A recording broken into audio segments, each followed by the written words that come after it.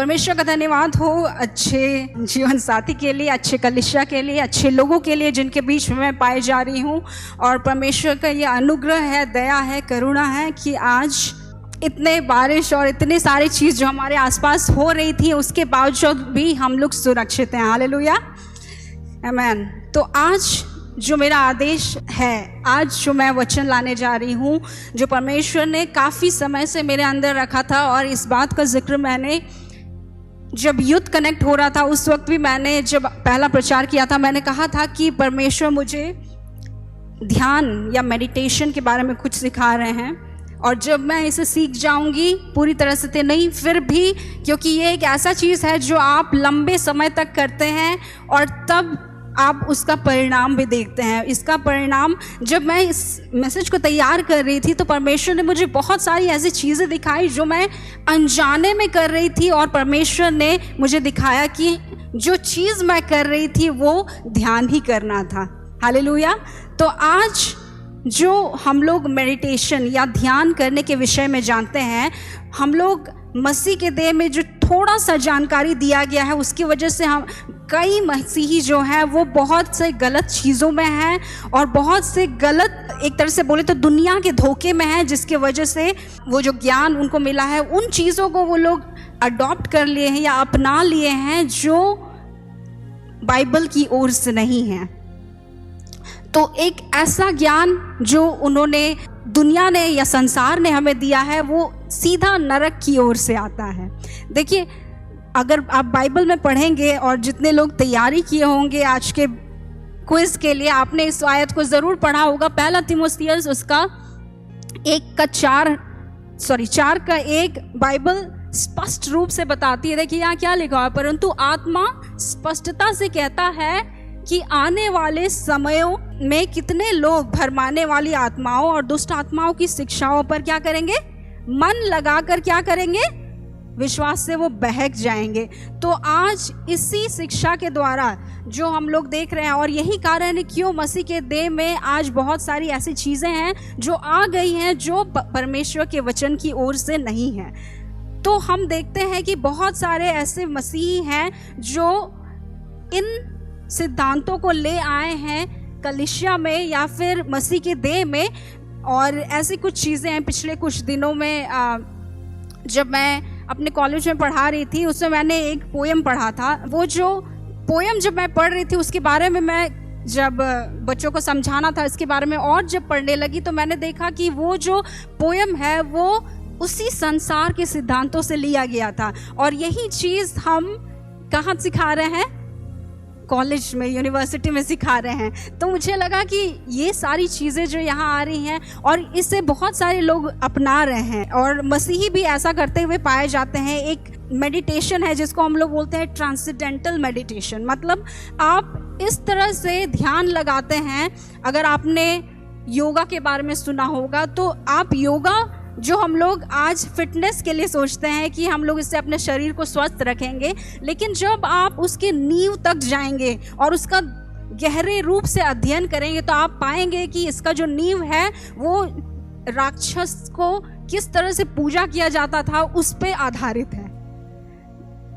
ऐसे एक कुछ योगा है जो आपको परमेश्वर से दूर उस अंधकार की शक्ति में ले जाता है, और इसीलिए आप देखिए इतने सारे ज्योतिषी जो हैं वो लोग कैसे उन बातों को बताते हैं, क्योंकि वो लोग भी उन चीज़ों का ध्यान करते हैं। तो ये जो ध्यान करना है वो दोनों जगह है, वो आत्मिक क्षेत्र में मसीही लोगों के लिए भी है, और दूसरी ओर किन के लिए है, उन लोगों के लिए जो गैर मसीही हैं और जो परमेश्वर को नहीं जानते हैं। तो परमेश्वर ने ये सिद्धांत अच्छाई के लिए दिया था, लेकिन हम लोगों ने इन चीज़ों को गलत रूप से ले लिया है। तो सांसारिक रूप से जब ध्यान करने के विषय में हम लोग सीखते हैं, जब ध्यान या मेडिटेशन को हम करते हैं, तो संसार हमें बताती है कि हमारा ध्यान कैसे होना चाहिए। ध्यान करने से पहले एक मनुष्य का जो मन है, जिसको हम लोग माइंड बोलते हैं, तो वो मन क्या होना चाहिए, खाली होना चाहिए। तो वो लोग क्या करते हैं, उस मेडिटेशन में अपने मन को पहले खाली करते हैं, फिर इसके बाद ध्यान करना शुरू करते हैं। लेकिन बाइबल हमें क्या बताती है, बाइबल के तौर तरीके या उस पे जो आधारित परमेश्वर का वचन के अनुसार ध्यान या मेडिटेशन जब हम लोग करते हैं तो वो कैसे होना चाहिए? हमारा मन किसी चीज़ से भरा हुआ होना चाहिए। और वो क्या चीज़ है जिससे भरा हुआ होना चाहिए? परमेश्वर का वचन से भरा हुआ होना चाहिए, क्योंकि जब तक वो परमेश्वर का वचन आपके अंदर नहीं होगा तो आप किस चीज़ पर ध्यान करेंगे? तो सबसे पहले परमेश्वर का वचन आपके अंदर वो भरा हुआ होना चाहिए। और इसलिए ये जो शब्द है मेडिटेशन या ध्यान, जो हम इब्रानी भाषा में देखते हैं, उसको कहा गया है हागा। सभी लोग बोलेंगे इसको हागा। तो हागा का मतलब होता है कुछ बड़बड़ाना या फुसफुसाना, जो आप अपने अंदर में उसको आप बोलते रहते हैं। और जब आप इसको लगातार बोलते रहते हैं या बड़बड़ाते हैं, दूसरा उसका जो अर्थ दिया गया है वो है कल्पना करना या योजना बनाना, जिसको हम लोग इंग्लिश में प्लॉटिंग बोलते हैं। तो आप किसी चीज़ के बारे में योजना बना रहे होते हैं। इन दोनों चीज़ों को मैं आगे जाके कवर करूँगी। तो ये जो शब्द है मेडिटेशन, उसका मतलब है हागा। इसके बारे में हम लोग आगे और भी देखेंगे। तो ये जो सिद्धांत है जो परमेश्वर ने हमें मेडिटेशन या ध्यान करने के विषय में कहा है, तो ये हम लोग अभी से नहीं देखते हैं। हम लोग इसहाक जब उसकी जो पत्नी जिसको लेके आया जा रहा था रेबेका, तो वो उस वक्त जब वहाँ मैदान में घूम रहे थे, वो क्या कर रहे थे? वहाँ मेडिटेशन ध्यान कर रहे थे। तो ये शिक्षा परमेश्वर ने हमें शुरुआती से हमारे पूर्वजों को दिया है, लेकिन आज हम मसीही इन चीज़ों को नहीं जानते हैं, जिसके कारण क्या है कि इन चीज़ों का इस्तेमाल कौन कर रहे हैं? वो लोग कर रहे हैं जो परमेश्वर को नहीं जानते हैं। और जब वो लोग कर रहे हैं तो वो इसका परिणाम भी देख रहे हैं, क्योंकि परमेश्वर ने इन चीज़ों को एक सिद्धांत के रूप में रखा। और सिद्धांत का एक बहुत अच्छा बात है कि जब भी कोई सिद्धांत परमेश्वर देते हैं वो किसी लोगों का सम्मान नहीं करता है। वो सिद्धांत है, अगर आप उसका पालन करेंगे तो उसका परिणाम को आप देखेंगे, तो उसको आप अपने जीवन में प्रकट होते हुए देखेंगे। तो सबसे पहले ध्यान करने के विषय में जो हम लोग देखेंगे वो है, जैसे मैंने बताया कि ध्यान करने के लिए आपको परमेश्वर का वचन से भरा हुआ होना चाहिए। तो आप जब ध्यान करना शुरू करते हैं तो आप एक आयत को लेते हैं और उस पर ध्यान करना शुरू करते हैं। तो आप ध्यान करने के उस प्रोसेस में आप क्या करते हैं कि आप उस ध्यान करने में परमेश्वर के वचन को व्यक्तिगत करना शुरू करते हैं, मतलब उसको पर्सनलाइज करते हैं। इतना पर्सनलाइज या इतना व्यक्तिगत करते हैं कि आप क्या करते हैं, उसको धीरे धीरे जो वो आपके अंदर में बसता जाता है, और आप इतना बोलते हैं, इतना सोचते हैं उसके विषय में कि अंत में क्या होता है कि वो आप में समा जाता है। वो परमेश्वर का वचन जो लिखा हुआ है ना यूहन्ना में, कि वो जो शब्द है वो क्या बना? वचन क्या हुआ? देह बन गया। तो वो वचन आपके अंदर में जाकर देह में आपके बस जाना चाहिए और आपके मन में वो आ जाना चाहिए। तो जैसे मैंने कहा कि इसे अपने पर्सनलाइज या फिर इसको आप व्यक्तिगत जब करना शुरू करते हैं तो क्या होता है? ध्यान के विषय में मैं आपको बताऊंगी कि सबसे पहले जो एक नींव या बुनियादी बात जो हम लोग जानते हैं वो ये है कि मनुष्य किन चीज़ों से बना हुआ है। अगर आप बाइबल में, हम लोगों ने पिछले बार भी जो बिशप ने हमें बताया था, 3 चीज़ों से जो हम लोग देखते हैं, मनुष्य जो है, एक मनुष्य वो 3 चीज़ों से बना हुआ रहता है, जो है आत्मा, प्राण और शरीर। 3 चीज़ें, सभी लोग बोलेंगे आत्मा, प्राण और शरीर। तो ये 3 चीज़ें जिसमें हम लोग आत्मा और शरीर के बारे में जानते हैं, लेकिन ये प्राण जिसको हम लोग सोल बोलते हैं इंग्लिश में, उसके बारे में हम लोग जानेंगे। अब हम लोग देखते हैं ये प्राण जो है वो किन चीज़ों से बना हुआ है। प्राण को अगर हम लोग देखेंगे वो 3 भागों में विभाजित है, जिसमें हम लोग देखते हैं पहला बुद्धि, जिसको हम लोग माइंड बोलते हैं, वो बुद्धि है। और कहीं कहीं आप बाइबल में जब इस माइंड को देखेंगे तो उसका जो शब्द दिया गया है वो है मन। बहुत बार मन करके भी लिखा हुआ है बाइबल में, और इसे हम बुद्धि के रूप में भी देखते हैं। दूसरा है वो है इच्छा, जो हमारी इच्छा, हमारा जो विल होता है, जो हम चाहते हैं। और तीसरा जो है वो है हमारी भावनाएं, जो हमारा इमोशंस होता है। तो ये 3 चीज़ें मिलकर हमारे जो प्राण बना हुआ है। और प्राण एक ऐसा चीज़ है हमारे शरीर में, या फिर जो परमेश्वर ने हमें दिया है, कि वो आपका आत्मा और आपका जो शरीर है उन दोनों को जोड़ने का सामर्थ्य रखता है, उन दोनों के बीच में एक मीडिएटर का काम करता है। तो आप अपने मन या फिर अपने बुद्धि के द्वारा क्या करते हैं, आप आत्मिक चीज़ों को भी देख सकते हैं और आप शारीरिक चीज़ों को भी देख सकते हैं। तो वो उन दोनों के बीच में एक ब्रिज का काम करता है, दोनों को जोड़ने का काम करता है। तो अब हम लोग देखते हैं उसके अंदर अगर हम जाए तो आज जो संकाय या फिर जो फैकल्टी जिसके बारे में मैं बात करना चाहती हूँ वो है हमारी बुद्धि, जिसको हमने मन भी कहा। और ये बुद्धि जो है जिसके बारे में मैं बताना चाहती हूँ कि ये एक परमेश्वर का दिया हुआ हमारा एक ऐसा बहुत ही शक्तिशाली चीज़ है जो परमेश्वर ने हमें दिया है। और देखिए इसके विषय में पौलुस खुद कहते हैं कि वो क्या करेंगे।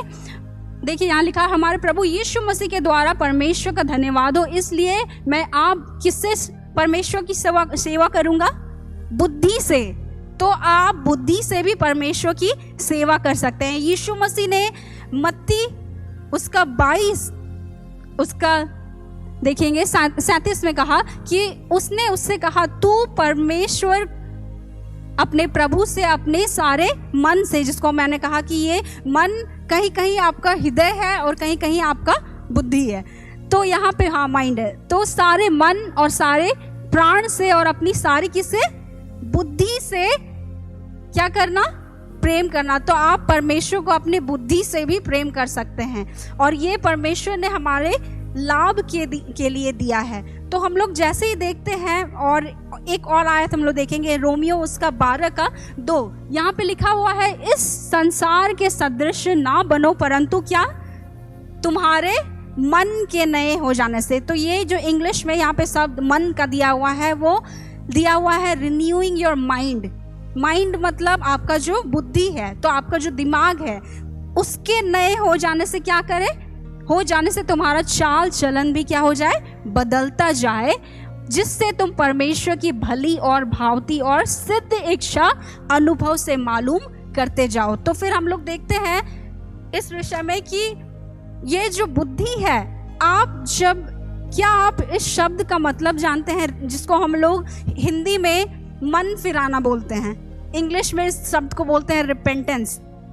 लेकिन रिपेंटेंस का हम लोग बहुत लोग समझ नहीं पाते, लेकिन हिंदी में इसका अनुवाद बहुत अच्छे से किया गया है, मन फिराना। तो आप जब परमेश्वर के पीछे हो लेते हैं तो आप मन फिराते हैं। तो उस मन फिराने में आप करते क्या हैं, मन फिराने के लिए आप करते क्या हैं, आप उन पुराने चीजों से अपना मोह माया छोड़ देते हैं और अपने दिमाग को उन चीज़ों से निकाल कर परमेश्वर की चीज़ों की ओर लगाना शुरू करते हैं। इसको बोलते हैं हम लोग मन फिराना। तो जैसे ही लोग इसको शुरू करते हैं तो हम लोग देखते हैं कि उन्होंने सही रीति से बपतिस्मा को समझा है, या फिर परमेश्वर को जब हम लोग ग्रहण करते हैं तो मन फिराने का मतलब यही होता है, सिर्फ परमेश्वर को अंगीकार कर बपतिस्मा लेना मन फिराना नहीं हुआ। इसलिए याद कीजिएगा, जब यूहन्ना बपतिस्मा देने वाला वो प्रचार करता था, उसने क्या कहा कि पहले क्या करो, मन फिराओ। ये मन फिराना जो है वो कहाँ से शुरू होता है, दिमाग से, आपके बुद्धि से शुरू होता है। जब क्योंकि पहले वो जो हर चीज जो बदलना है वो कहाँ, आपके शरीर में बदलेगा, आपकी परिस्थिति बदलेगी नहीं, पहले आपका दिमाग बदलना चाहिए। और इसी के विषय में अगर आपको याद होगा, हमारे पास्टर सैमुअल ने प्रचार किया था, जो हम लोगों ने देखा था मानसिकता के विषय में, कि हमें अपने मानसिकता को कैसे बदलना है। और जब तक आपका मन नहीं बदलेगा, आप तब तक परमेश्वर की चीज़ों में मन नहीं लगा सकते हैं। तो ऐसे बहुत सारे हमें लोग हैं, यहाँ तक कि खासकर अधिकांश लोग हम लोग ऐसे हैं जो हम लोग इन चीज़ों को नहीं जानते हैं, जो हम लोग नहीं जानते हैं कि ये जो सिद्धांत जिसके विषय में बात कर रही हूँ मैं, ये सिद्धांत, यहाँ तक कि ये जो मेडिटेशन या ध्यान करना, वो भी एक सिद्धांत है जो परमेश्वर ने हमें दिया है। और इस सिद्धांत को बहुत सारे लोग या फिर हम लोग नहीं समझते हैं कि सिद्धांत परमेश्वर ने किस लिए दिया है। सिद्धांत जो परमेश्वर ने दिया है वो जानबूझकर इसलिए दिया है कि हम लोग क्या कर सके, हम लोग अपने लाभ के लिए या फिर ये हमारे जीवन को चलाने के लिए परमेश्वर ने दिया है। और इसलिए आप देखिएगा, आप लोगों ने अगर कभी सुना होगा जिसको हम लोग आकर्षण का नियम बोलते हैं, जिसको हम लोग इंग्लिश में बोलते हैं law of attraction. Law of attraction के बारे में मतलब जिसमें आप चीज़ों को आकर्षित करते हैं। ये सारी चीज़ें दुनिया वाले अभी कर रहे हैं, और इनका परिणाम देख रहे हैं, लेकिन हम मसीही इन चीज़ों को नहीं जान रहे हैं कि ये चीज़ें हम अपने जीवन में कैसे करें। और इसके अलावा अगर आपने सुना होगा कि सकारात्मक सोच की जो सामर्थ्य है, the power of positive thinking, आज दुनिया हमें सिखा रही है कि हमें सकारात्मक सोच रखना है, लेकिन इससे कहीं पहले परमेश्वर का वचन हमें सिखाता है कि किस तरह से उन चीज़ों पर हमें ध्यान करना है जो सत्य है, जो उचित है, जो पवित्र है, उन चीज़ों पर। तो ये सारी चीज़ें क्या है? सकारात्मक चीज़ें हैं जिस पर परमेश्वर का वचन हमें ध्यान करने को कहता है। तो हम लोग देखते हैं कि आज अगर आप लोग उत्पत्ति उसका 11 जहाँ पे हम लोग देखते हैं कि किस तरह से वो गुम्मट को लोग बनाना चाह रहे थे। अगर आपको याद होगा वो कहानी जिसको हम लोग टावर ऑफ बैबल या फिर ये बाबल का जो गुम्मट है उसको बनाने के विषय में हो रहा था। तो जब ये हो रहा था, अगर आपको याद होगा कि ये जो लोग हैं निम्रोद कुश, जिसके बारे में हम लोगों ने पहले भी सुना है कि ये जो निम्रोद कुश के जो लोग थे वो लोग परमेश्वर से विद्रोह करने लगे और उन्होंने सोचा कि हम लोग एक ऐसा गुम्मट बनाएंगे, ऐसा टावर बनाएंगे जो कहाँ तक पहुँचेगा? परमेश्वर तक, वो स्वर्ग तक पहुँचेगा। और ये जो लोग थे, ये लोग जो थे वो लोग क्या थे? वो लोग परमेश्वर को उस वक्त नया जन्म नहीं पाए थे या परमेश्वर के अनुसार नहीं चल रहे थे, लेकिन परमेश्वर ने, और यही कारण था कि क्यों परमेश्वर ने उस गड़बड़ी को लाया था भाषा में। तो ये लोग उस चीज़ को वो लोग ठान लिए थे कि उनको करना है। और इस चीज़ को अगर आप उत्पत्ति उसका 11:6 में देखेंगे, यहाँ पे लिखा हुआ है, और यहोवा ने कहा, मैं क्या देखता हूँ कि सब एक ही दल के हैं और भाषा भी उन सब की एक ही है, और उन्होंने ऐसा ही काम भी आरंभ किया और अब जो कुछ वे करने का यत्न करे, जिसमें इंग्लिश में लिखा हुआ है कि इंग्लिश में ये जो शब्द लिखा हुआ है यत्न करे, वो लिखा हुआ है what ever they have imagined, मतलब जो भी उन्होंने कल्पना कर लिया है करने के लिए, क्या लिखा है उसमें से कुछ भी उनके लिए क्या नहीं होगा?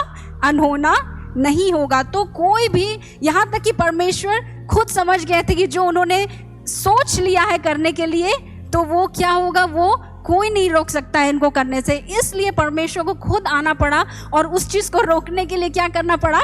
उनके भाषा में गड़बड़ी को लाना पड़ा। तो ये सारी चीज़ें कहाँ से शुरू होती हैं? ये इमेजिनेशन या कल्पना या योजना बनाना कहाँ से शुरू होता है?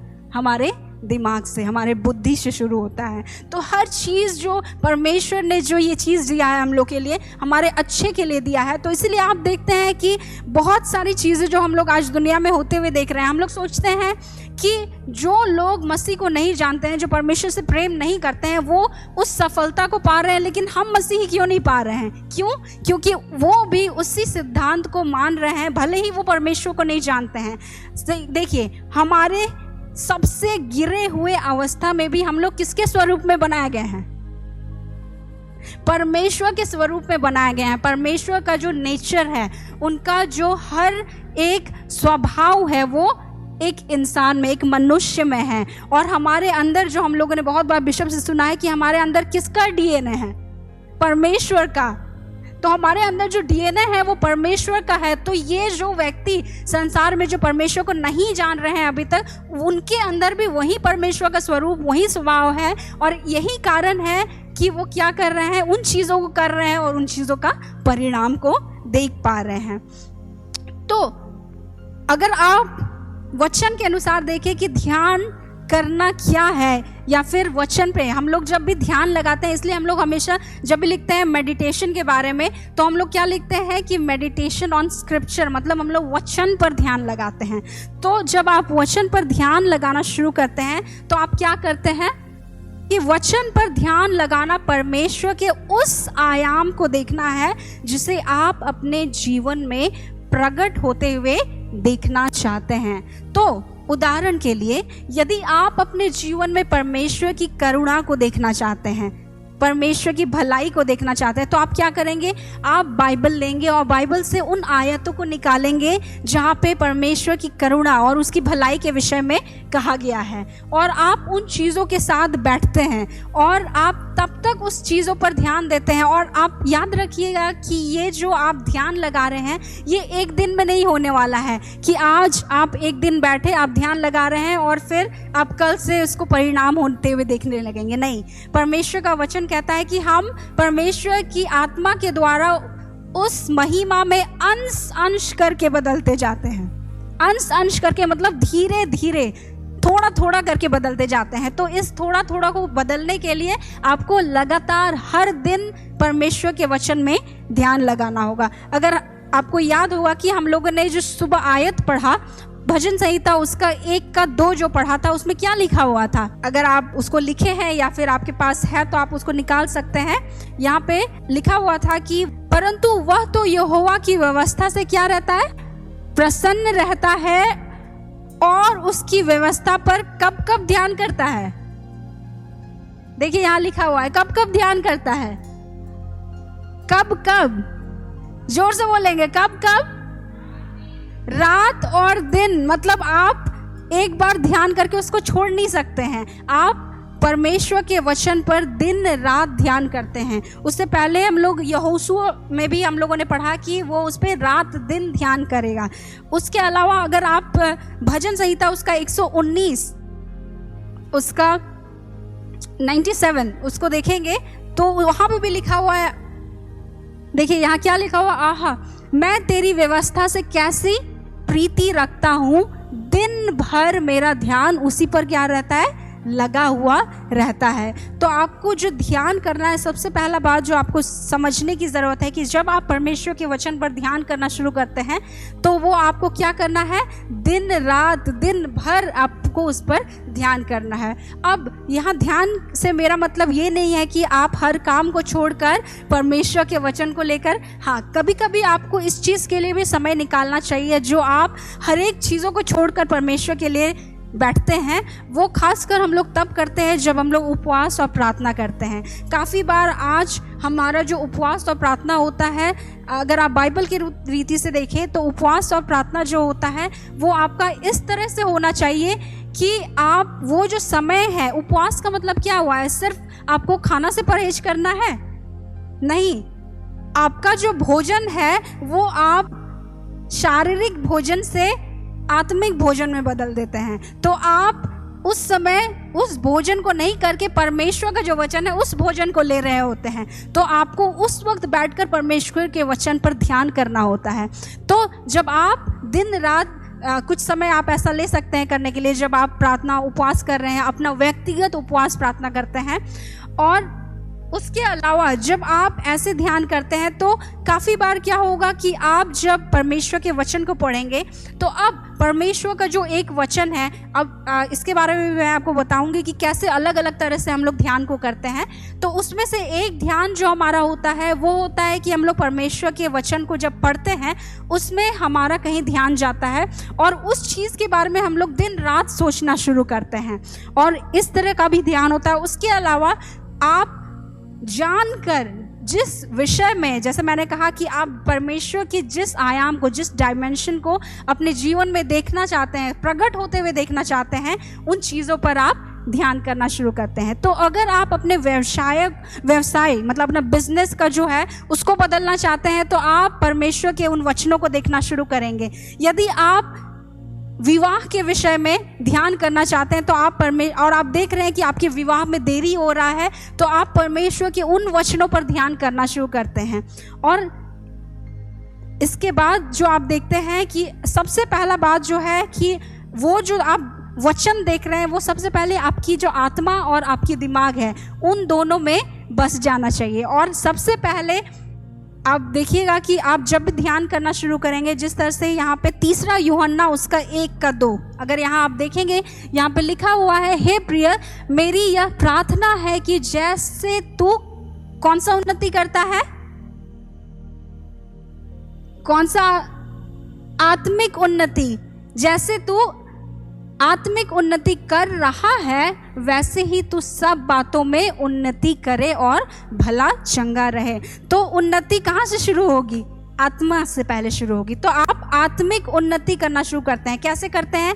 पहले आप उन वचनों को जब अपने अंदर लेते हैं, वो आत्मा में आपके बसता जाता है, आप लगातार उस पर ध्यान करते हैं, और एक बार जब आपकी आत्मा उस प्रकाशन को, उस रेवलेशन को पकड़ लेती है, तब वो आपके जीवन में भी प्रकट होने लगता है। उसके साथ साथ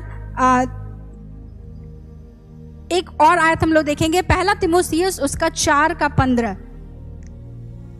पहला तिमोथियुस उसका 4:15 अगर आप देखेंगे, यहाँ पे लिखा हुआ है इन बातों को सोचते रह और इन्हीं में अपना क्या कर? ध्यान लगाए रह, ताकि तेरी उन्नति सब पर प्रकट हो। तो ये जो उन्नति के बारे में जो मैंने कहा कि अगर आप परमेश्वर के, ये सारे आयत जो मैं आपको दे रही हूँ, ये आप अपने ध्यान के लिए इस्तेमाल कर सकते हैं। तो यदि आप उन्नति करना चाहते हैं तो अब आप क्या करते हैं? आप उन चीज़ों को लेकर बैठते हैं, एक आयत को लेकर बैठते हैं, और उस आयत के साथ तब तक बैठते हैं, आप बैठकर बस उसी के बारे में सोचते रहते हैं। आपके दिमाग में और कुछ नहीं चल रहा होता है, आप बस उसके विषय में सोचते हैं। और उदाहरण के लिए, जब आप समृद्धि के बारे में सोचेंगे, उन्नति के बारे में सोचेंगे, तो आप समृद्धि के विषय में सोचेंगे कि अगर आपको याद हो कि वो एक समय था जब अब्राहम जिस देश में था वहाँ पे अकाल पड़ गया था।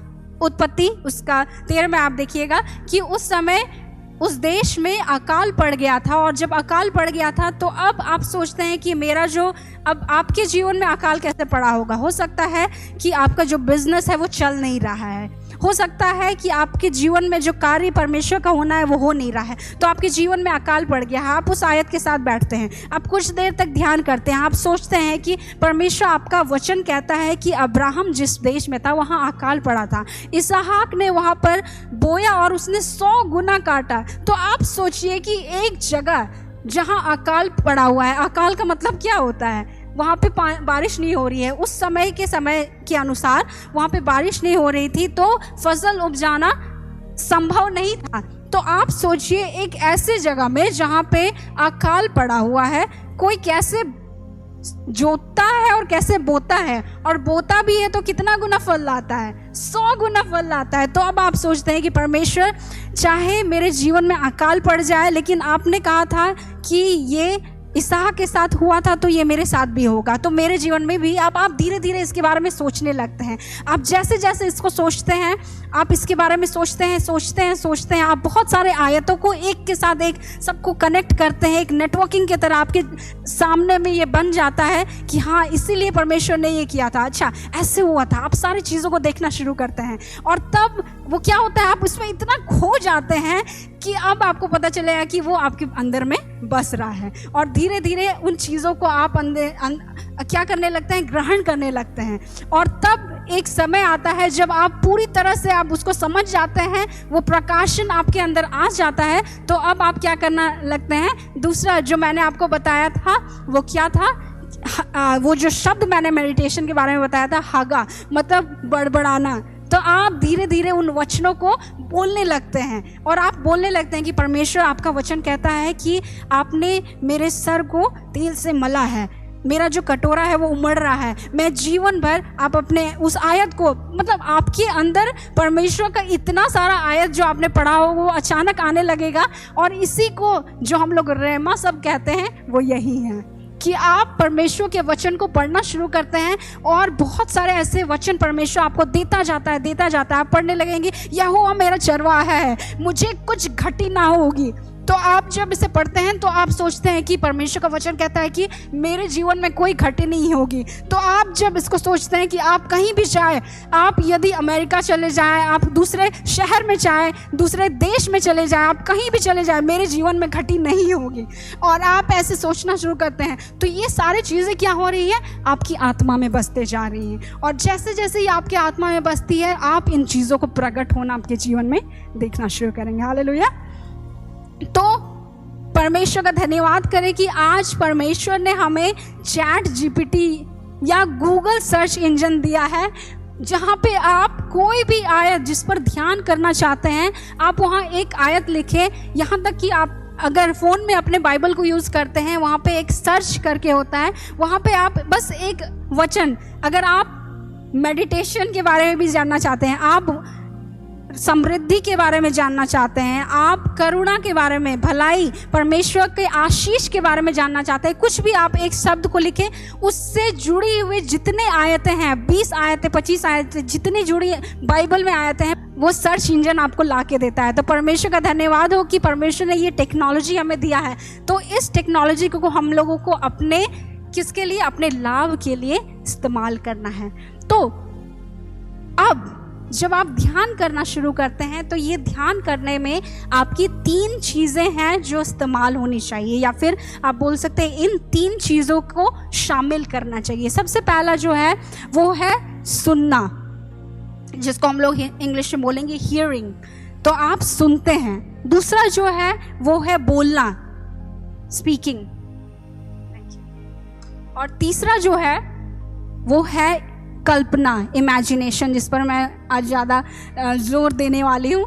तो आप सबसे पहले सुनना शुरू करते हैं। तो आप किन चीज़ों को सुनेंगे? कभी कभी आप कुछ आयतों को, अगर आपके फ़ोन में वो बाइबल ऐप भी है, वो भी आपको बहुत बार आयत दिखाएगा। हमारे सबके फ़ोन में यूट्यूब होता है, आप परमेश्वर के वचन को लगाएं, आप या तो परमेश्वर के वचन को या फिर किसी संदेश को, उसको बार बार आप उसे सुने, और तब तक सुने। मुझे याद है जब पास्टर सैमुअल 2 साल पहले शायद, जब उनका जो तबीयत खराब हुआ था, उनके पेट में बहुत अचानक से दर्द हो गया था, तो उस वक्त वो चंगाई के विषय में सुनना शुरू किए थे। और जितने बार मैं रात को उठती थी, मुझे वही संदेश सुनने को मिलता था। वो अपना फ़ोन में लगा देते थे और वो हमेशा उसको सुनते जाते थे।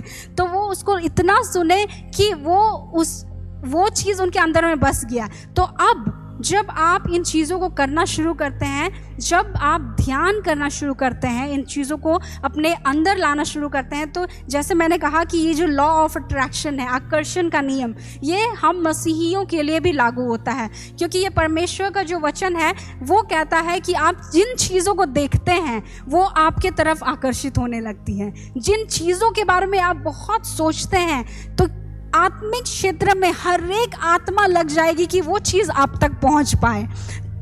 तो इन चीज़ों का आप बार बार सुनते हैं, और तब तक सुनते हैं जब तक ये आपकी आत्मा में बस न जाए। दूसरा जो हम लोग देखते हैं वो है बोलना। जैसे मैंने कहा हागा, जिसका मतलब है बोलना। तो आप इन चीज़ों को जब आपके अंदर बस जाएगा, तो क्या होता है, आप उन चीज़ों को घोषणा करना शुरू करें। अपने जीवन में जो बाइबल के आयतों को आपने देखा है, उन चीज़ों को घोषणा करना शुरू करें। और जब आप वो घोषणा करना शुरू करते हैं, तो क्या होता है, परमेश्वर का वचन, परमेश्वर की इच्छा होगी तो जल्दी ही आप एक और वचन सुनेंगे जो बोलने के विषय में है। यहाँ तक कि बाइबल भी हमें बताती है कि हमें कोई भी चीज़ जो आप देखना चाहते हैं अपने जीवन में, बिशप ने हमें कितना बार कहा है कि वो हमें बोलना पड़ेगा। क्योंकि जब तक ये चीज़ें आपके मुंह से नहीं निकलेंगी, तो वो आत्माएं जो उनको करने के लिए बैठी है, वो कैसे करेंगी? तो उन चीज़ों को करने के लिए आपको पहले बोलना पड़ेगा। तो ऐसे बाइबल में बहुत सारे वचन हैं। आप कभी कभी उन आयतों को लेकर, परमेश्वर की आत्मा जब आपको उकसाएगी, तो आप अपने ऊपर भविष्यवाणी करेंगे। एक समय तक कुछ शायद 2 या 3 हफ्ते पहले की बात है, हाल फिलहाल में परमेश्वर ने मुझे एक और बात जो कहा करने के लिए, मैं जब भी अपने प्रार्थना कक्ष में होती थी तो मैं अन्य भाषा में प्रार्थना करती थी। और अन्य भाषा के बारे में मैंने बहुत सारे बातें बताया था पिछले यूथ कनेक्ट सर्विस में भी। तो मैं जब ये अन्य भाषा में प्रार्थना करने लगी थी, तो परमेश्वर मुझे बहुत सारे भविष्यवाणी को दे रहा था। तो अब अगर आप भविष्यवाणी को सुनते हैं और अगर आप उसे लिख कर नहीं रखते हैं, तो आप कितने समय तक उसको याद रख पाइएगा? 1 दिन, 2 दिन, हो सकता है अगर आपका मेमोरी बहुत अच्छा हो तो 1 हफ्ते, 1 महीने तक, 1 साल बाद आप उसी एक वचन को याद रख पाइएगा? नहीं। इसलिए परमेश्वर ने मुझे कहा कि एक डायरी लो और उसमें जितने भी बातें मैंने तुम्हारे ऊपर भविष्यवाणी किया है, उन चीज़ों को लिखो। तो मैंने उसे लिखना शुरू किया। और एक दिन अचानक ही क्या हुआ, जब मैं अन्य भाषा में प्रार्थना कर रही थी और अचानक से पहली बार मैंने महसूस किया कि किस तरह से परमेश्वर, जो लोग बोलते हैं कि वो परमेश्वर की आवाज़ को सुनते हैं, हाँ मैंने वो जो ऑडिबल वॉइस जिसको बोलते हैं कि साक्षात जो परमेश्वर का आवाज़ होता है वो नहीं सुना, लेकिन मैंने एक एक आयत वचन को सुना, अपने दिमाग में अपने मन में सुना और उन चीज़ों को मैं बोलती गई। परमेश्वर ने कहा कि बोलो, तो मैंने बोला उसे और मैं बोलती गई और इतनी चीज़ों को परमेश्वर ने मुझे बोला बोलने के लिए, मैं बोलती गई और तब परमेश्वर ने कहा कि उसको लिख के रखो। तो ऐसे बहुत सारी भविष्यवाणी परमेश्वर ने मुझे दिया जो मैंने लिख के रखा। तो आपको बोलना भी होगा। और अगर आप एक और आयत देखेंगे यहाँ पे रोमियो 4:17 यहाँ पे देखेंगे, यहाँ पे लिखा हुआ है, जैसा लिखा है मैंने तुझे बहुत सी जातियों का पिता ठहराया है उस परमेश्वर के सामने जिस पर उसने विश्वास किया और जो मरे हुओं को जिलाता है। और यहाँ क्या लिखा हुआ है, जो बातें हैं ही नहीं उसका नाम ऐसा लेता है कि मानो वो हैं। तो आप उन चीज़ों को, जो आप अपनी परिस्थितियों को ना देखें कि आपके आसपास क्या चल रहा है, लेकिन परमेश्वर के, क्योंकि परमेश्वर का वचन लिखा हुआ है ना कि जो चीज़ों को आप देखते हैं वो कुछ क्षण के लिए है, कुछ समय के लिए है, लेकिन जो चीज़ें आप नहीं देखते हैं वो हमेशा के लिए हैं। तो आप उन चीज़ों को देखें, भले ही आप नहीं देख पा रहे हैं, यहीं पे आपका जो दिमाग है या बुद्धि है वो काम करना शुरू करेगा। कैसे? एक टेक्नोलॉजी, जो मैंने कहा था ना कि परमेश्वर ने हमें ये जो बुद्धि दिया है या फिर ये जो दिमाग, माइंड जो दिया है वो बहुत शक्तिशाली है। किस तरह से वो आप उसको इमेजिन करना शुरू करते हैं, जिसको हम लोग इंग्लिश में एक शब्द इस्तेमाल करते हैं, विजुअलाइजेशन। मतलब आप उन चीज़ों को दिमाग में कल्पना करते हैं। तो जब आप वो दिमाग में कल्पना कर रहे होते हैं तो आप को वो देखना होता है, और उसे आप कैसे देखते हैं? अपने आत्मिक आंखों से देखते हैं। तो यही वो आत्मिक आंख है जिससे आप देखना शुरू करेंगे। और जब आप इन चीज़ों को देखना शुरू करेंगे तो आप जैसे जैसे उसको देखेंगे, जितना देखेंगे, मैंने कहा ना कि आप जितना देखेंगे उतना वो आपके लिए अंश अंश करके आप बदलते जाएंगे, वो आपके लिए होता जाएगा। ठीक है। और लास्ट जो मैंने कहा कि वो क्या है, वो इमेजिनिंग, जिसके बारे में मैंने कहा कि आप उस चीज़ को कल्पना करते जाएंगे, और जैसे जैसे आप कल्पना करेंगे तो वो हर चीज़ जो आपके लाभ के लिए है, जो परमेश्वर चाहता है कि आपको मिले, हर चीज़ चाहती है कि परमेश्वर। और देखिए, ये जो सारी चीज़ें जो आप मांग रहे हैं, एक चीज़ का ध्यान रहे कि वो परमेश्वर के वचन के अनुसार या परमेश्वर की इच्छा के अनुसार भी होना चाहिए। इसलिए मैंने कहा कि आपको वचन जानना ज़रूरी है, क्योंकि वचन साफ साफ कहता है कि आप परमेश्वर के सिद्ध इच्छा को जानते हैं। तो आप अगर वचन में देख लेते हैं, वो एकदम परफेक्ट कॉन्फर्मेशन है कि परमेश्वर यह आपके लिए चाहता है। आप विवाह के बारे में देखते हैं तो परमेश्वर का वचन कहता है कि परमेश्वर ने कहा कि मनुष्य का अकेला रहना ठीक नहीं है, तो आपका विवाह होना चाहिए। तो विवाह होना चाहिए, तो आप उसके विषय में देखते हैं कि कैसे हमारा विवाह होना चाहिए और कैसे पति या पत्नी परमेश्वर हमें देना। आप हर चीज़ को कल्पना करना शुरू करते हैं। ठीक है। तो इसके बाद जो हम आते हैं वो है टाइप्स ऑफ मेडिटेशन, या फिर ये जो ध्यान है उसके कितने प्रकार होते हैं। ठीक है। तो अलग अलग तरह से आप ध्यान भी कर सकते हैं। पहला जो है वो है आपके आत्मिक उन्नति के लिए, या फिर अपने आत्मा का निर्माण करने के लिए। ठीक है। आपकी आत्मिक उन्नति के लिए। तो आप जब इसमें ध्यान करना शुरू करते हैं तो क्या होता है कि आप एक दिन एहसास करते हैं कि आपका जो जीवन है, आप एक पाप के जीवन में रह रहे हैं, और ये जो कायल करने का काम किसका है? हमारे हृदय को कायल करने का काम किसका है? पवित्र आत्मा का। तो पवित्र आत्मा एक दिन आपको कायल करता है कि हम पापों में डूबे हुए हैं या पापों में हैं। आप बपतिस्मा ले चुके हैं, आप परमेश्वर के वचन को सुन रहे हैं, तब भी आप जान रहे हैं कि हम गलत काम कर रहे हैं। तो एक दिन परमेश्वर की आत्मा आपको क्या करेगा? वो कायल करेगा। और अब आप क्या करते हैं? डिसाइड करते हैं या फैसला लेते हैं कि आपको चीज़ों से ऊपर उठना है। तो अब आप क्या कर सकते हैं?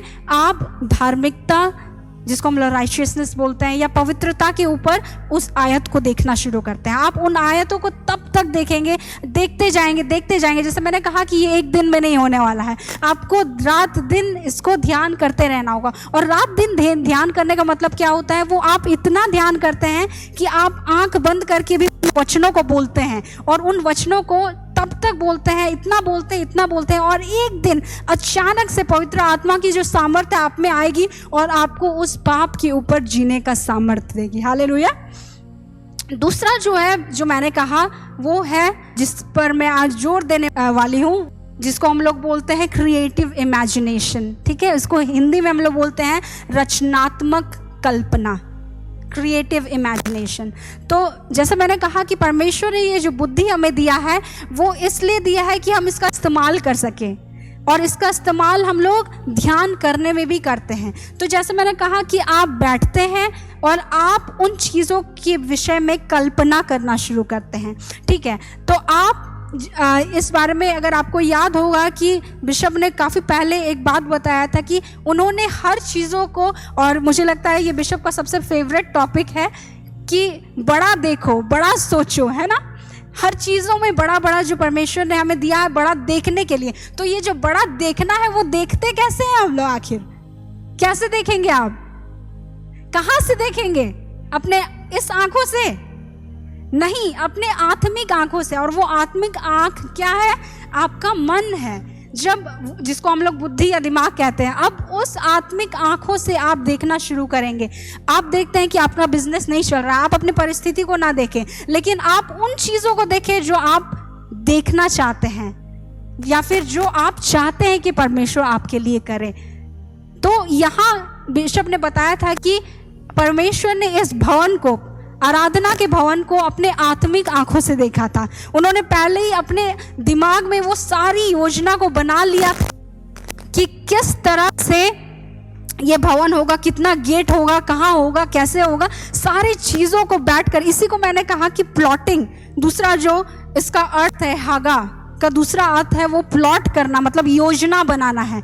आप योजना बनाते हैं हर चीज़ को बैठकर। आप बैठते हैं और आप सोचते हैं कि ये चीज़ ऐसा होना चाहिए, वैसा होना चाहिए। हर एक चीज़ों को आप दिमाग में कल्पना करते हैं, और जैसे जैसे आप कल्पना करते हैं उन चीज़ों को परमेश्वर आपकी ओर आकर्षित करता है, और अंत में आप उस परिणाम को देखते हैं। इसी विषय में मैं आपको और एक गवाही जो अपना बताना चाहूँगी कि जब मैं यहाँ पे मेरा जो विवाह हुआ था उसके बाद जब मैं आई थी, तो हमारा जो ऊपर अपार्टमेंट है, ऊपर जो घर है, वहाँ पे जब हम लोग रहना शुरू कर रहे थे, तो हम लोग जब रह रहे थे, तो अगर आप बहुत लोग अगर देखे हैं, नहीं देखे हैं, बहुत लोग देखे भी हैं, मेरा बहुत पहले से इच्छा था कि मेरा जो घर है वहाँ एक रूफ गार्डन हो। जब भी मैं अपने बेडरूम में जाती थी, वो जो जगह है हमारे रूम से ठीक सटा हुआ है, लेकिन वहाँ जाने का कोई रास्ता नहीं था।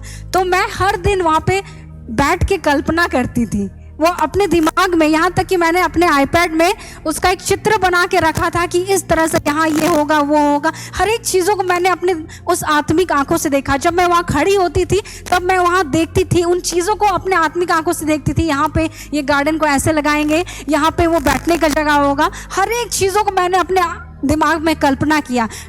3 साल बाद परमेश्वर ने ऐसा चमत्कार किया जहां मैं सोच भी नहीं रही थी। अचानक से परमेश्वर ने, क्योंकि मुझे पता था इसको बनाने के लिए मुझे कम से कम 2 से 2.5 लाख रुपए लगेंगे, और अचानक से ये पैसा कहाँ से आएगा।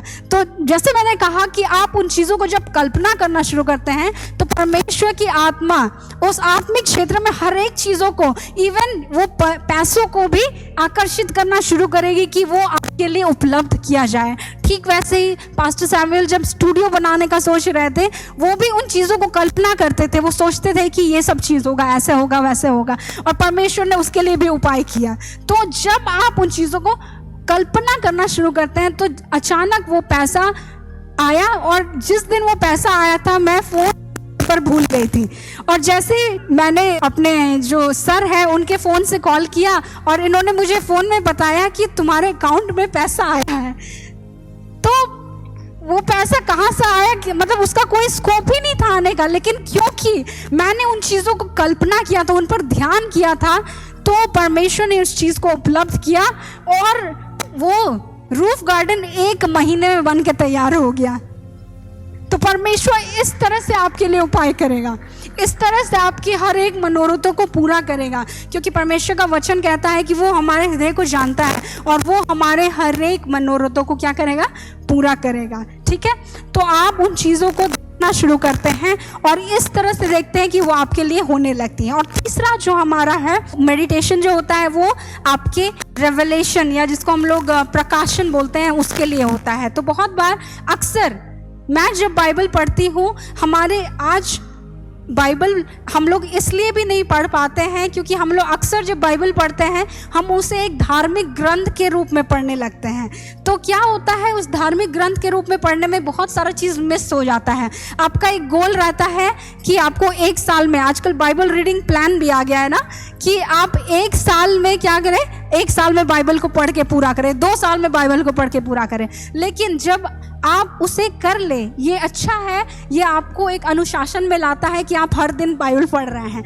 लेकिन एक बार जब आप पूरे बाइबल को पढ़ लिए हो, तब आप इसे, जो हम लोग अपने लिटरेचर के भाषा में बोलते हैं, उसको लिटरेरी थियोरी बोलते हैं। मतलब उसमें आप क्या करते हैं कि आप उसी एक बार जो आप उसको पढ़ लिए हैं उसको आप अलग अलग नज़रिए से देखने लगते हैं। तो अब जब आप बाइबल पढ़ रहे हैं, हाल फिलहाल में मैंने बाइबल को सिर्फ पहला 4 सुसमाचार को लिया। अब आपने कितने बार उस 4 सुसमाचार को, मत्ती, मरकुस, लूका और यूहन्ना, कितना बार पढ़ा होगा। लेकिन क्या हम लोगों ने कभी सोचा कि उसमें हम लोग यीशु के जीवन को देखें? सिर्फ उस 4 सुसमाचार में मैंने सिर्फ यीशु मसीह के जीवन को देखना शुरू किया कि यीशु मसीह क्या करते थे, कैसे करते थे।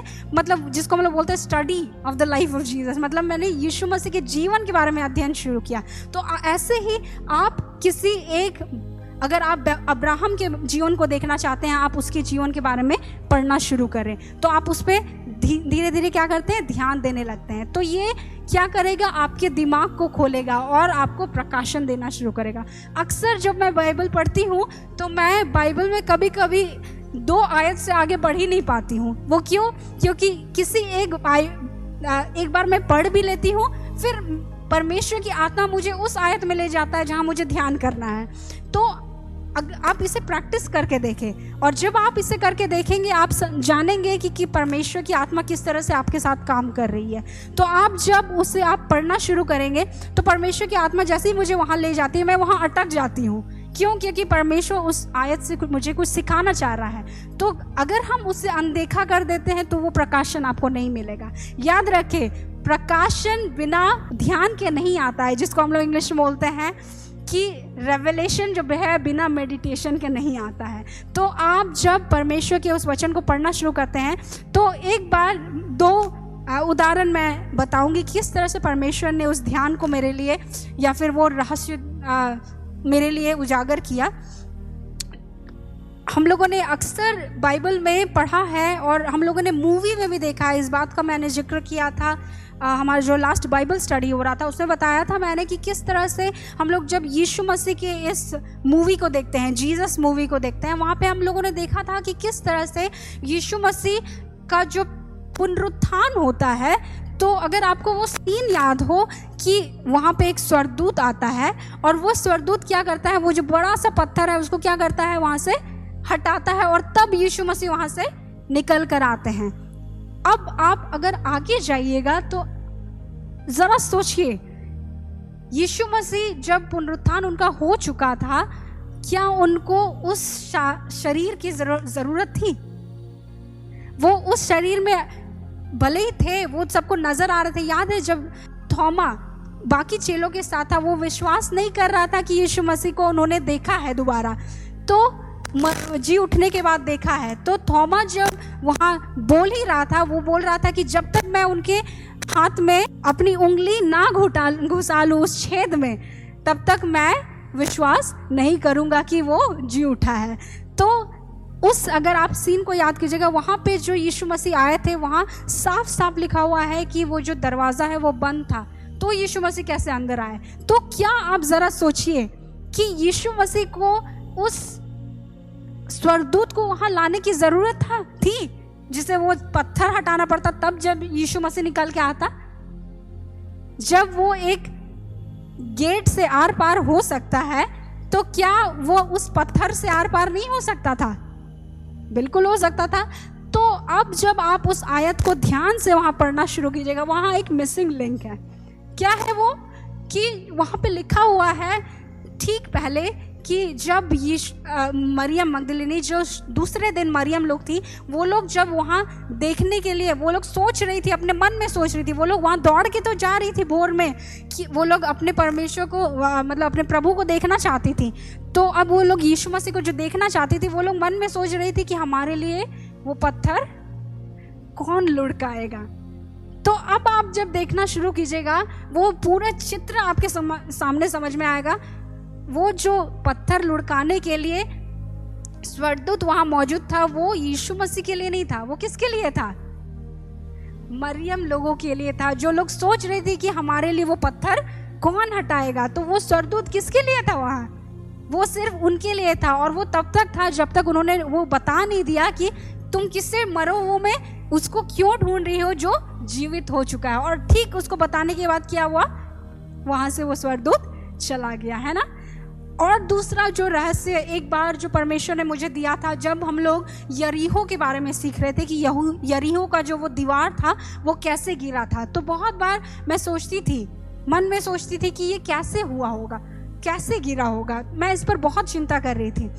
और काफ़ी बार ऐसा क्या होता है कि परमेश्वर मुझे उन आयतों को या फिर उन चीज़ों को दिखाता है। जब वो दिखाता है तो मैं उसके बारे में सोचने लगती हूँ। मैं इतना सोचती हूँ, यहाँ तक कि मैं स्कूटी से जा रही हूँ कॉलेज, तब भी मेरे दिमाग में वो चलते रहता है। और यही होता है दिन रात ध्यान करना, जिसके बारे में मैं कह रही हूँ कि आप दिन रात उसके बारे में सोचते रहेंगे। लिखा हुआ था आना आयत में कि दिन रात इसी के बारे में सोचते रहो, ध्यान करते रहो। तो आप उसके बारे में खाते पीते उठते बैठते हर वक्त आप सोच रहे हैं। जब आप सोचते जा रहे हैं तो क्या होता है, जब आप सोचते हैं तो परमेश्वर अचानक से उस चीज़ का रहस्य आपको देता है। तो इसी बारे में जब यरीहो का जो दीवार था वो गिरा था, उसके बारे में मैं बहुत बार सोच रही थी। तो अचानक से मैंने एक न्यूज़ पेपर का कटिंग था, या न्यूज़पेपर में तो नहीं, लेकिन वो किसी ने भेजा होगा शायद, तो मैं वहाँ अचानक से पढ़ा कि एक विवाह का जो स्थान था, शादी का घर था, वहाँ पे डीजे बज रहा था और अचानक से वो पूरा घर गिर गया। तो परमेश्वर ने तुरंत मुझे याद दिलाया कि यरीहो का जो दीवार है इसके बीच में कुछ कनेक्शन है। तो परमेश्वर ने वो सारा बात मुझे याद दिलाया और तब तुरंत मैं गई और उस आयतों को देखना शुरू किया। और इस चीज़ों को आप देखिएगा, यरीहो का दीवार जो गिरा था उसके बारे में अगर जब आप पढ़िएगा तो यहाँ पे दिया हुआ है यहोशू उसका 6वां अध्याय हम लोग देखेंगे। यरीहो का जो पतन है उसके विषय में दिया गया है। तो ये मैं आपको समराइज करके बताऊंगी, इसको हम लोग एक एक करके नहीं पढ़ेंगे, ठीक है। तो इसमें अगर आपको याद होगा कि परमेश्वर ने यहोशू को एक आज्ञा दिया था, तो उसने क्या आज्ञा दिया था कि 6 दिन तक वो जो यरीहो का दीवार है उसके ओर चक्कर लगाने और क्या करने, बस एक चक्कर 6 दिन के लिए बोला था। और 7वें दिन कहा था कि 7 चक्कर लगाना, है ना। अब इसमें थोड़ा आपको मैथमेटिक्स, इसीलिए मैंने कहा कि आपको अपना दिमाग का इस्तेमाल करना होगा। तो एक चित्र मैंने यहाँ पे रखा है जो आपको यरीहो का जो बाद में खोज किया गया उसके विषय में बताया गया है कि वो कितना लंबा, कितना चौड़ा, ऊंचाई में कितना था, सब कुछ बताया गया है। तो अगर आप देखिएगा ये यरीहो का जो दीवार था, अगर आप उसको कभी चित्र में देखिएगा, वो 2 दीवार था। अंदर में एक इनर वॉल था अंदर का और एक बाहर का दीवार था जो आपको दिख रहा होगा। और उसके बीच में जो अगर आप उसका जो ये देखिएगा चौड़ाई है वो 6 मीटर है, ठीक है। और उसके बाद हम लोग देखते हैं कि उसका जो नींव रखा गया था, नींव अंदर वो कितने मीटर का था, 6.7 मीटर का था, ठीक है। और उसका पूरा ऊंचाई अगर आप देखिएगा वो टोटल 13 मीटर का था। अब आप जरा गिनती कीजिए, परमेश्वर ने कहा कि 6 दिन चक्कर लगाना। तो अगर कभी भी आपको बताया जाए या फिर पूछा जाए कि यरीहो के कितने चक्कर लगाए गए थे, तो हम लोग याद करते हैं कि 7 चक्कर, लेकिन पहला 6 दिन का चक्कर तो हम लोग भूल ही जाते हैं। तो वो 6 और 7 मिला के कितना हुआ, तो वो 13 दिन परमेश्वर ने उस चीज़ों को वहाँ रखा। परमेश्वर जो है वो इतना बुद्धिमान है कि आप कभी सोच नहीं पाएंगे कि परमेश्वर ने क्यों कहा था 13 चक्कर लगाने, क्योंकि वो पूरा दीवार था वो 13 मीटर का था, अंदर जो है 6.7, उसको भी जोड़िएगा तो 13 मीटर। 6 दिन का जो चक्कर लगाया था वो किसके लिए, वो 6 मीटर के लिए था।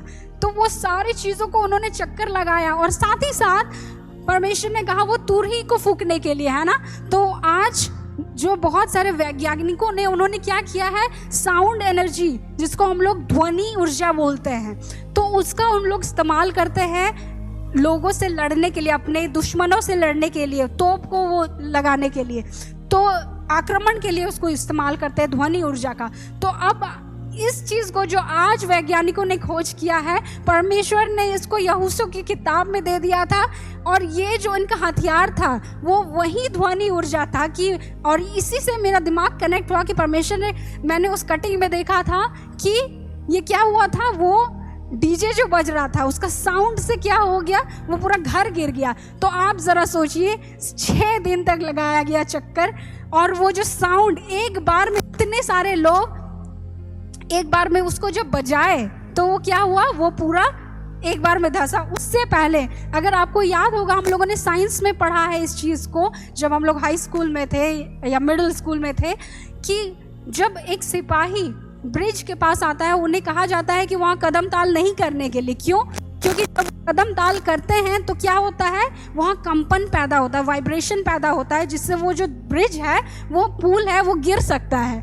तो अब सोचिए कि इतने सारे लोग, 1 लाख से ज़्यादा लोग जो यरीहो का चक्कर लगा रहे थे एक साथ, परमेश्वर ने कहा था कदम ताल के साथ लगाने, तो वो क्या कर रहा था, वो कदम ताल उन सारे नींव को, वो जो अगर आप देख रहे होंगे ये पहले पत्थर से बना हुआ था, वो सारे पत्थर को उस कंपन से क्या कर रहा था, ढीला कर रहा था। और आखिरी दिन जब परमेश्वर ने कहा कि तुरही के साथ एक साथ बोलना, तो वो जो आवाज़ उनके मुंह से निकला, क्या हुआ, पूरा यरीहो गिर पड़ा। हालेलुया। अब सच में जब परमेश्वर के वचन को पढ़ना शुरू कीजिएगा, इस तरह से पढ़ना शुरू कीजिएगा, तो परमेश्वर आपको बहुत सारे रहस्य को देगा। और जब परमेश्वर रहस्य को देगा तो आपकी जो उन्नति है, जैसा लिखा हुआ है वचन में, वो सबके सामने प्रकट होगी। अगर आप इस वचन को फिर से एक बार निकालिएगा और सब साथ में इसको पढ़िएगा। 1 तीमुथियुस उसका 4:15 निकाल लेंगे हम लोग, और इसको एक साथ, ये हमारा आखिरी आयत है और इसके साथ मैं क्लोज करने जा रही हूँ। निकाल लिए हैं या फिर आपको यहाँ मिल गया होगा। 1 तीमुथियुस उसका 4:15, सभी कोई साथ में पढ़ेंगे इसको। इन बातों को सोचते रह और इन्हीं में अपना ध्यान लगाए रह, ताकि तेरी उन्नति क्या हो, सब पर प्रकट होगी। तो जब आप परमेश्वर के वचन के अनुसार ध्यान करना शुरू करेंगे तो आपकी उन्नति आप ही तक सीमित नहीं होगी, लेकिन सबके सामने वो प्रकट होनी शुरू हो जाएगी। हालेलुया, हालेलुया, आमीन। आइए हम प्रार्थना करेंगे। और आप में से जितने लोग चाहते हैं कि परमेश्वर इन सारी चीज़ों में आपको लाभदायक या इस्तेमाल होने लायक पात्र बना सके, तो आप इस समय खड़े हो सकते हैं। और आप चाहते हैं कि परमेश्वर जो बुद्धि का दाता है वो आपको बुद्धि दे, तो आप इस वक्त खड़े हो सकते हैं। मैं प्रार्थना करूंगी, परमेश्वर हम सबों को वो ध्यान करने का सामर्थ्य दें। परमेश्वर अपनी आत्मा के द्वारा हमें ध्यान करने का सामर्थ्य दे कि हम परमेश्वर के वचन पर ऐसे ध्यान करेंगे कि हमारी उन्नति जो है वो सभी लोगों के सामने प्रकट हो सकेगी। आमीन। आइए हम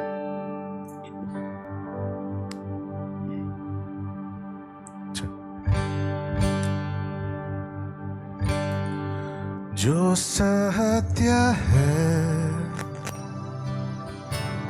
जो चित है, जो पवित्र है, तो प्यारा है। इन बातों पर हम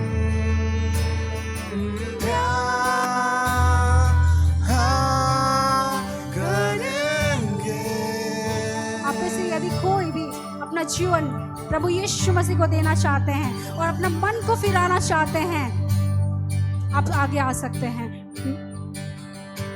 जो सत्य है, जो चित है, जो पवित्र है,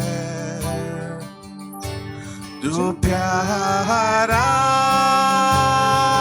है, तेरे ओर हम ध्यान करेंगे। यीशु तो सत्य है, यीशु तो चित है, यीशु तू पवित्र है, तू प्यारा है, इन बड़ों हम ध्यान करेंगे। यीशु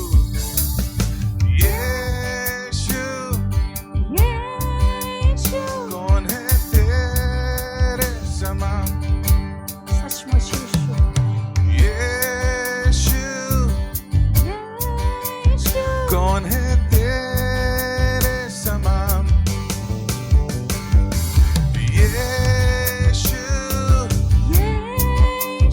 कौन है तेरे समान? कौन है तेरे समान?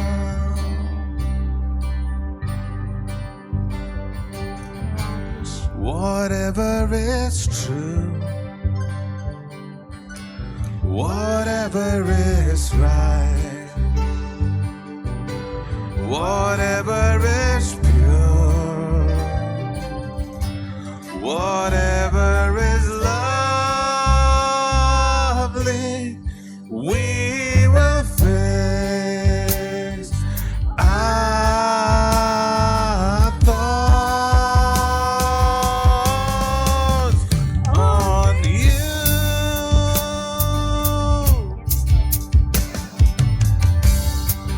Jesus, you're pure.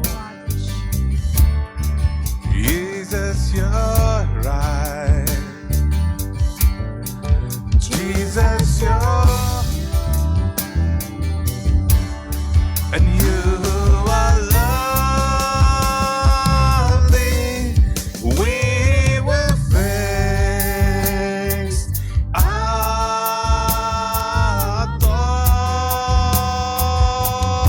thoughts on you.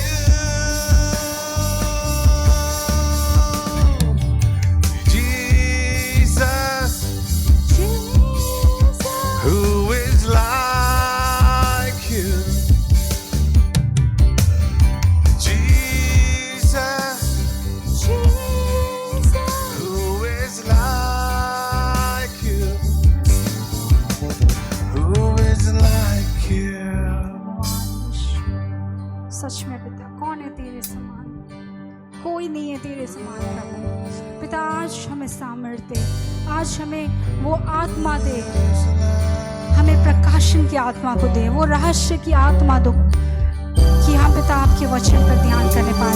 और जैसे हम उस वचन को ध्यान करते हैं पिता, उन वचन को हम सीखते हैं पिता, उन वचन को हम सुनते हैं पिता, उन वचन पे जैसे हम ध्यान करते हैं, उन्हें सोचते हैं पिता, आपके वचन के अनुसार पिता उन सारी बातों में हम उन्नति करने पाए, उन सारी चीज़ें हम पर प्रकट होने पाए पिता। इन प्रयोजनों के लिए हम लोग प्रार्थना करते हैं पिता कि जितने लोग यहाँ खड़े हैं पिता, जो भी आपके वचन पर ध्यान करना चाहते हैं, जो भी अपने वचन के अनुसार की पिता उन चीज़ों को देखना चाहते हैं, यदि वो अपने जीवन में करुणा को सीखना चाहते हैं पिता, इन्हें वचन दे पिता। ये अपने जीवन में भलाई को देखना चाहते हैं तो इन्हें वचन दे पिता। अपने जीवन में जब ये आशीष को देखना चाहते हैं पिता, इन्हें वचन दे और उस वचन से पिता इन्हें उजागर कर, उन वचन के द्वारा इन्हें जागृत कर पिता। और उस वचन को जब वो देखते हैं पिता, उस आत्मा को पिता उनके अंदर उत्तेजित कर और उस आत्मा से उन्हें भर दे पिता कि वो अपने जीवन में उस प्रगति को, उस उन्नति को देखने पाए पिता। और जितने लोग यहाँ आए हैं पिता, जो कोई भी आपको देखना चाहते हैं पिता,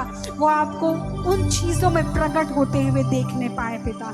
धन्यवाद करते हैं पिता, आपके हाथों में सौंपते हैं पिता, आपके चुने हुए लोगों को पिता, आपके चुने हुए लोगों पिता कि जिन्हें आपने आज यहाँ लाया है। हर एक मुसीबतों के बावजूद, इतने आंधी और तूफान और इतने बारिश के बावजूद जब आपने इन्हें लाया है, तो कुछ पाने के लिए लाया है पिता, कि ये आज यहाँ से खाली नहीं जाने पाए पिता। जब यहाँ से लौट कर जाने पाए पिता, आप उन्हें अपने वचन के द्वारा, अपने आत्मा के द्वारा पिता, आप इन्हें सिखाएंगे, आप इन्हें बताएंगे पिता, उन सारी चीज़ों पर ध्यान करना, उन सारे सिद्धांतों पर ध्यान करना पिता, जो आप चाहते हैं कि हम अपने जीवन में करें पिता। आपकी हर एक इच्छा हमारे जीवन में पूरी होने पाए पिता। हम आपके लिए महिमा के पात्र होने पाए पिता, हम आपके लिए लाभ के पात्र होने पाए। धन्यवाद करते हैं पिता, हमारे जीवन से आपकी महिमा होने पाए पिता। धन्यवाद करते हैं, आपके हाथों में सौंपते हैं इन सारे प्रियजनों को पिता, यीशु के नाम में। आमीन, आमीन।